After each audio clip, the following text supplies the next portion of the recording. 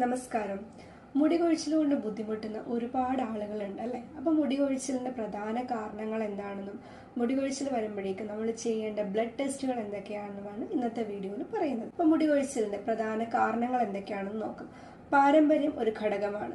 Alopecia പോലെയുള്ള auto immune disease, ഹോർമോണിന്റെ വ്യത്യാസം, PCOD പോലെയുള്ള ബുദ്ധിമുട്ടുകൾ, ചില മെഡിക്കൽ കണ്ടീഷൻസ്, അതായത് പ്രഗ്നൻസിയുടെ സമയത്ത്, അത് കണക്ക് തന്നെ ഒരു ചൈൽഡ് ബർത്ത് കഴിഞ്ഞ് നമ്മുടെ പ്രസവശേഷം, മെനപ്പോസിന്റെ സമയത്ത്, തൈറോയിഡിന്റെ ബുദ്ധിമുട്ടുള്ളവർക്ക് ചില മരുന്നുകളുടെ ഉപയോഗം വഴി മുടി കൊഴിച്ചിലുണ്ടാവും. തലയിലുണ്ടാകുന്ന ഫംഗൽ ഇൻഫെക്ഷൻസ്, അതായത് താരൻ പോലെയുള്ള ഫംഗൽ ഇൻഫെക്ഷനുകൾ വഴിയും മുടി കൊഴിച്ചിലുണ്ടാവും.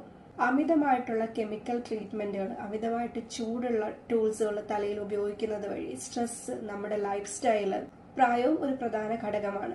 പ്രായമേറും തോറും ഹെയർ തിന്നായിട്ട് മുടി കൊഴിയാനും പൊട്ടിപ്പോകാനും ഒക്കെ സാധ്യത കൂടുതലാണ്. പോഷകക്കുറവ് ഒരു പ്രധാന കാരണമാണ്. Zinc, iron, biotin, vitamin D ഇതിന്റെയൊക്കെ കുറവ് മുടി കൊഴിച്ചിലിന് കാരണമാകും. ചില അസുഖങ്ങളുടെ ഭാഗമായിട്ടും ചില ട്രീറ്റ്മെന്റുകളുടെ ഭാഗമായിട്ടും ഒക്കെ മുടി കൊഴിച്ചിലുണ്ടാവും. ഇതൊക്കെയാണ് പ്രധാനമായിട്ടും മുടി കൊഴിച്ചിലിന്റെ കാരണങ്ങൾ. ഇനി നമുക്ക് ഈ മുടി കൊഴിച്ചിൽ വന്നു കഴിഞ്ഞാൽ ചെയ്യേണ്ട ബ്ലഡ് ടെസ്റ്റുകൾ എന്തൊക്കെയാണെന്ന് നോക്കാം. ഒരു കംപ്ലീറ്റ് ബ്ലഡ് കൗണ്ട് ടെസ്റ്റ് ചെയ്യാം. CBC ടെസ്റ്റ് ചെയ്യുന്നത് വഴി HB അളവും കണക്കിന് അനീമിയ പോലെയുള്ള ബുദ്ധിമുട്ടുകൾ ഉണ്ടോ എന്ന് നമുക്ക് മനസ്സിലാവും. വൈറ്റമിൻ B12 ടെസ്റ്റ് ചെയ്യേണ്ടതാണ്. വൈറ്റമിൻ D ചെയ്യേണ്ടതാണ്. തൈറോയ്ഡ് ടെസ്റ്റ് ഉണ്ട്, ഫെറിറ്റിൻ സിറം ടെസ്റ്റ് ഉണ്ട്, കാൽസ്യം സിറം ടെസ്റ്റ് ഉണ്ട്.